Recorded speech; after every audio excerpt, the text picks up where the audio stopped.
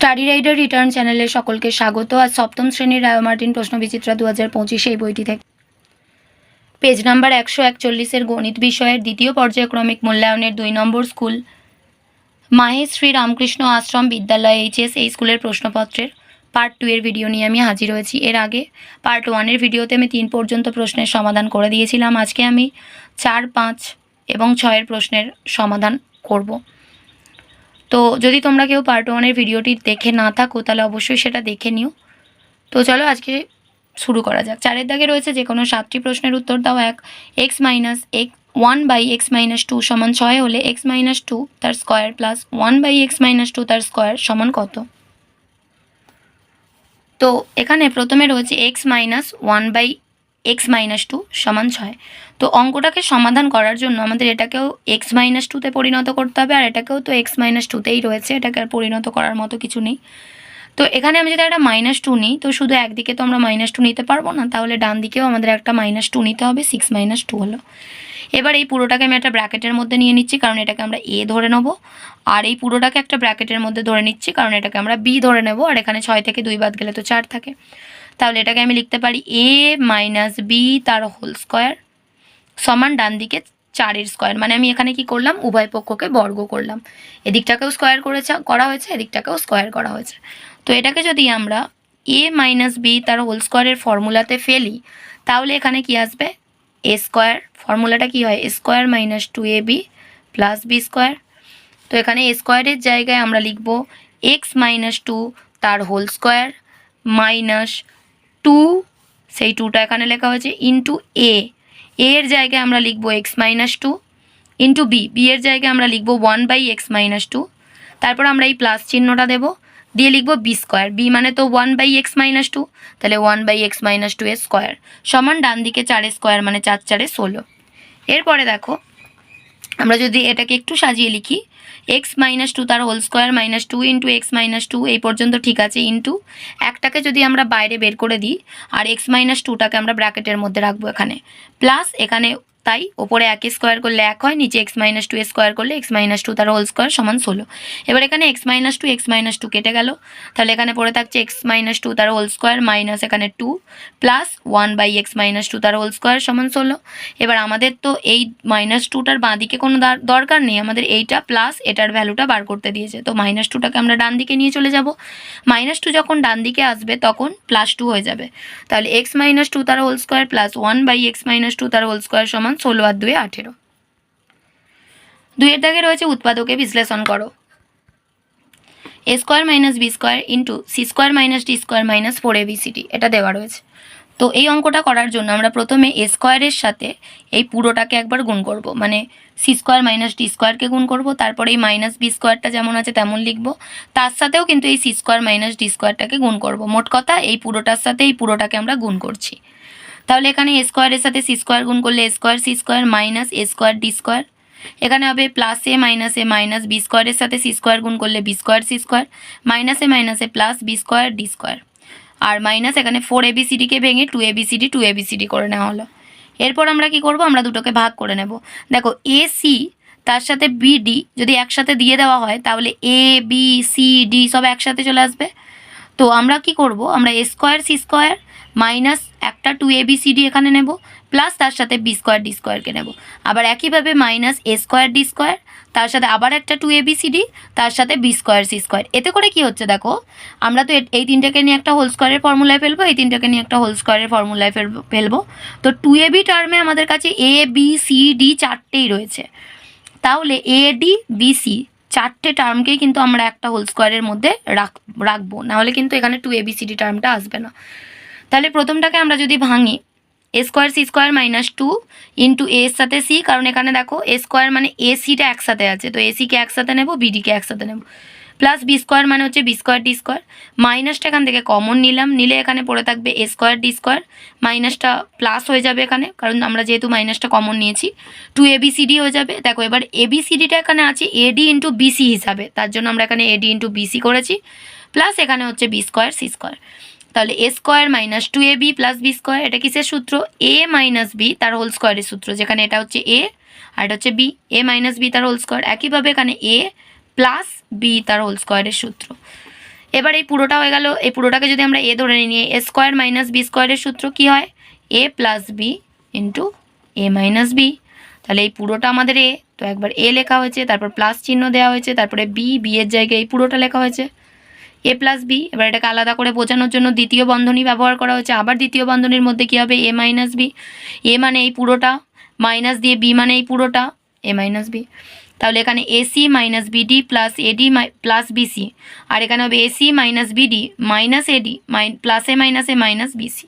তো এটাই অ্যান্সার। 3 দাগে A square plus B square plus C square সমান 2 into A minus B minus C minus 3, যদি বাইরে আছে এটা -3 হয়, তাহলে A minus B minus C এর মান কত? তো প্রথমে অঙ্কটা টুকে নেবে। এরপরে A square plus B square plus C square সমান 2 এর সাথে একবার এ গুণ হলে 2a minus 2b minus 2c minus 3। এবার সব কটাকে আমরা বাঁদিকে নিয়ে আসছি, A square plus B square plus C square minus 2a plus 2b plus 2c minus 3টা আনলে প্লাস 3 সমান 0। এবার এই প্লাস 3টাকে আমরা এক এক এক করে ভেঙে দিয়েছি। তো A square plus minus 2a plus 1, B square plus 2b plus 1, C square plus 2c plus 1 সমান 0। এবার এই পুরোটাকে আমরা একটা স্কোয়ারের ফর্মুলায়, এই পুরোটাকে স্কোয়ারের ফর্মুলায়, এই পুরোটাকে স্কোয়ারের ফর্মুলায় ফেলব।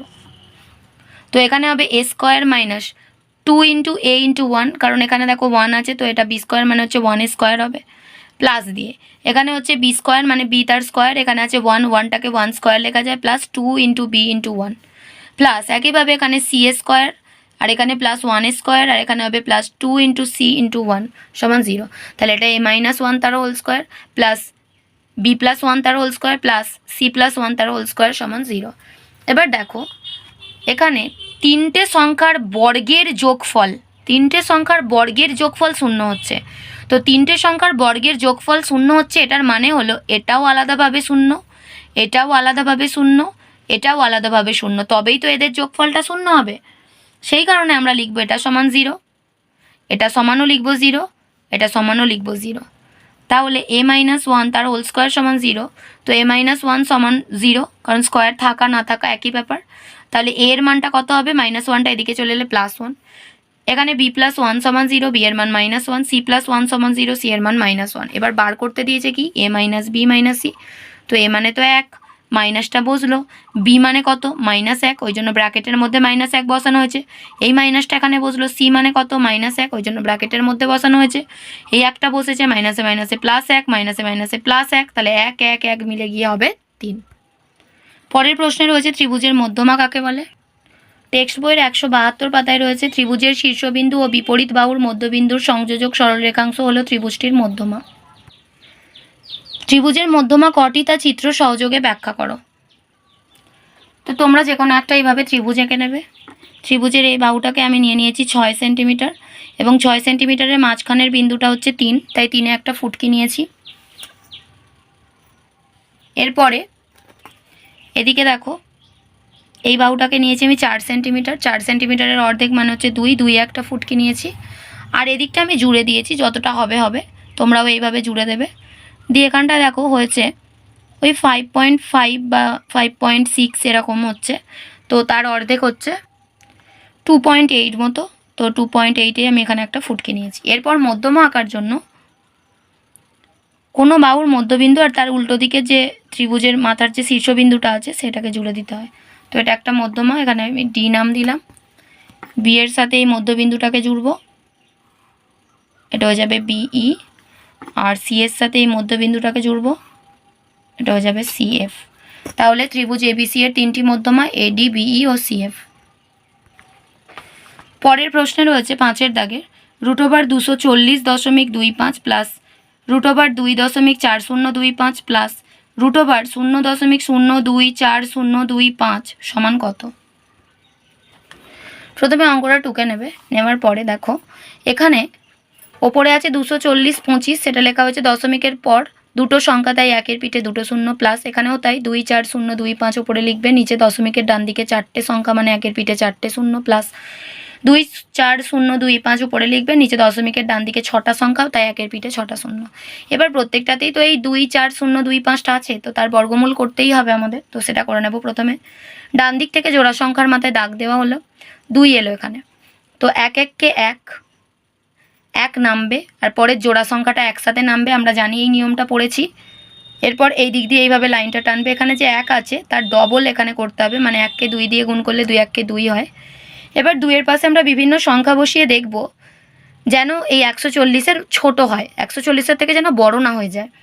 তো 2-এর পাশে আমি 5 বসিয়েছি, যে সংখ্যাটা বসাবো সেটা দিয়ে গুণ করতে হবে। 5 বসালে 5 দিয়ে গুণ করবো, 125 ছোট হয়ে যাচ্ছে। 2-এর পাশে যদি 6 বসাই, 6 দিয়ে গুণ করবো, 156 বেশি হয়ে যাচ্ছে, তাহলে 5 দিয়েই করতে হবে। এখানে 5 বসলো, এখানে 5 বসলো, এই 5টা, এটা হয়ে গেল 125। বিয়োগ করলে বেরোবে 15। এবার পরের জোড়া সংখ্যা 25টা নেমে গেল। এরপরে আমাদের যেটা করতে হবে, এখানে আমাদের আছে কত, লাস্টের 5টা তো এখন আসেনি, এই 15টা আছে, তো 15টাকে 2 দিয়ে গুণ করে এখানে বসাতে হবে 30। এবার 30-এর পাশে আমরা সংখ্যা বসাবো, মনে রাখবে যে সংখ্যাটা বসাবে সেটা দিয়ে গুণ করতে হবে। তো আমি এখানে 5 বসাচ্ছি, তো 5 দিয়ে গুণ করছি, গুণ করে দেখছি 1525 আছে, এখানেও 1525 আছে, তো এখানে 5 বসলো, এখানে 5 বসলো, তাহলে উত্তর চলে এলো কত, 155। তাহলে এবার অঙ্কটাতে আমরা লিখতে পারি উপরে 155। 100-র বর্গমূল করলে কি হবে, একের পিঠে দুটো শূন্য ছিল, তার বর্গমূল করলে একটা শূন্য বাইরে আসবে। এখানে দেখো একের পিঠে 4টে শূন্য ছিল, বর্গমূল করলে একের পিঠে দুটো শূন্য বেরিয়ে আসবে।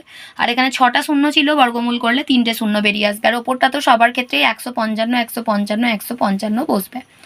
এরপর এখানে 10 দিয়ে ভাগ করছো মানে 1 ঘর আগে দশমিক, 100 দিয়ে ভাগ করছো মানে 2 ঘর আগে দশমিক, 1000 দিয়ে ভাগ করছো মানে 3 ঘর আগে দশমিক বসবে। এবার সবকটাকে যোগ করলে আমরা পাবো 17.205। মান নির্ণয় করো a into a square into a cube into a to the power 4 into a to the power 5 into dot dot a to the power 100 যখন a এর মান -1। প্রথমে অঙ্কটা টুকবে, এর মানটা বসিয়ে দাও, এর জায়গায় -1, a স্কোয়ারের জায়গায় -1 স্কোয়ার, -1-এর কিউব, -1-এর মাথায় 4, -1-এর মাথায় 5, যেরকম আছে এর জায়গায় শুধু -1 বসাবে, -1-এর মাথায় 100।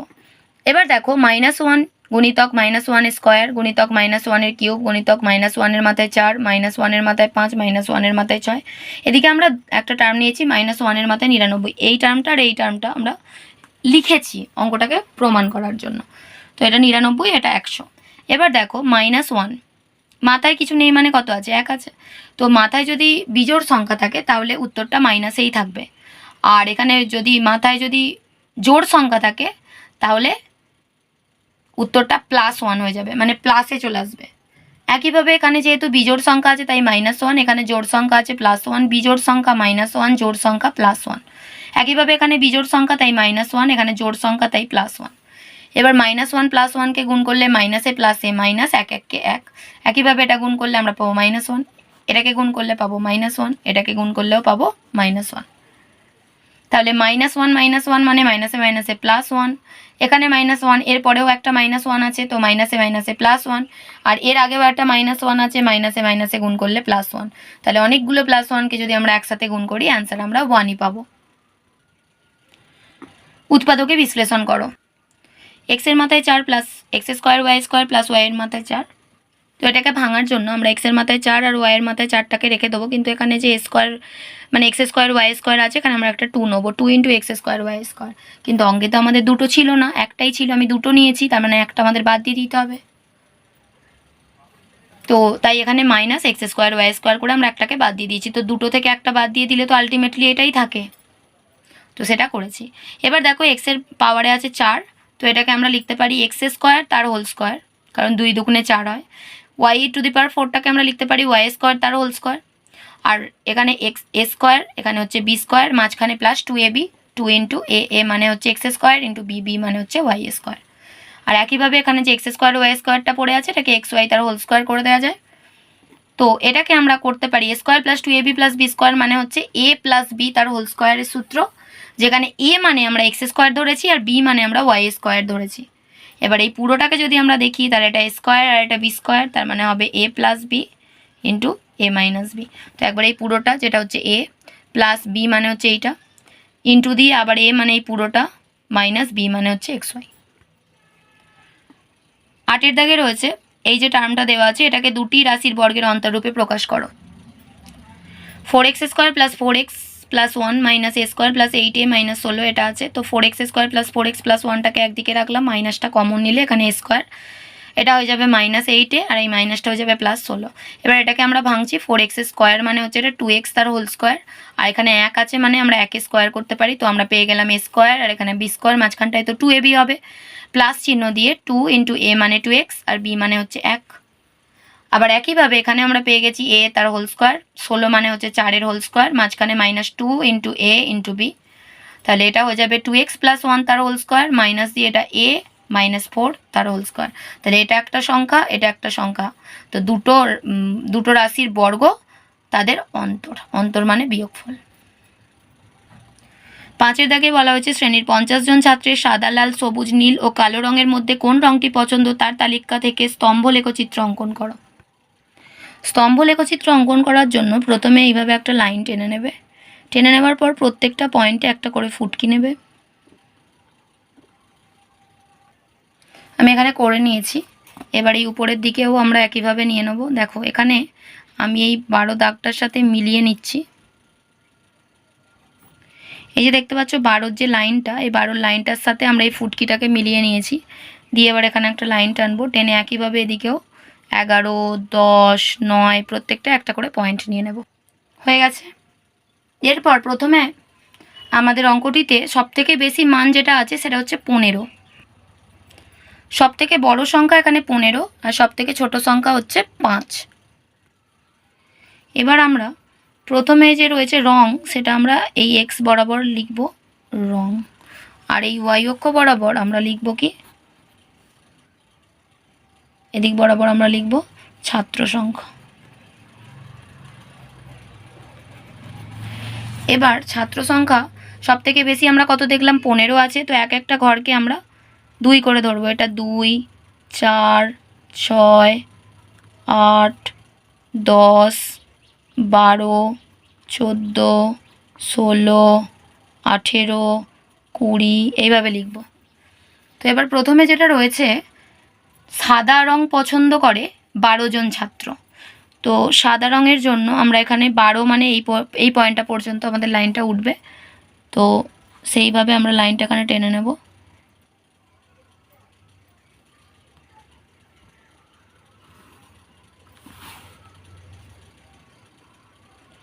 পাশের ঘরটারও একই উচ্চতা পর্যন্ত লাইনটা টেনে নেব, নিয়ে এখানে আমরা লিখে দেবো কি সাদা। এরপরে একটা ঘর বাদ দেব, দিয়ে তারপরে যেটা আছে লাল, লাল 8 পর্যন্ত আছে, 8 মানে এই উচ্চতা পর্যন্ত স্তম্ভটা উঠবে, তো এইভাবে আমরা লাইনটা টেনে নেব, দিয়ে মাথাটা জুড়ে দেব। এটা হয়ে গেল কি লাল। তারপরে আছে কি 15তে আছে সবুজ। 15 দেখো এখানে 15-র কোনো পয়েন্ট নেই, 14 আর 16 আছে, তো তার ঠিক মাঝখানটায় নিশ্চয়ই 15 হবে, তো এই পর্যন্ত আমরা একটা ফুটকি নিয়ে নিলাম।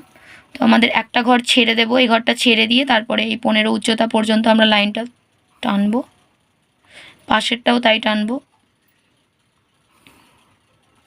টানার পর দুটোকে জুড়ে দেব, এটা হয়ে যাবে সবুজ।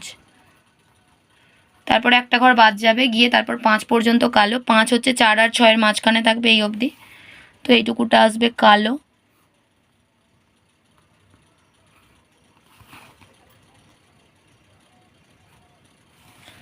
এই পর্যন্ত কালো। তারপরে আছে 10, ও সরি এটা কালো না, এটা নীল হবে, সরি। এরপরে যেটা আছে 10 অবধি কালো, তো এই পয়েন্টটা অবধি আছে কালো।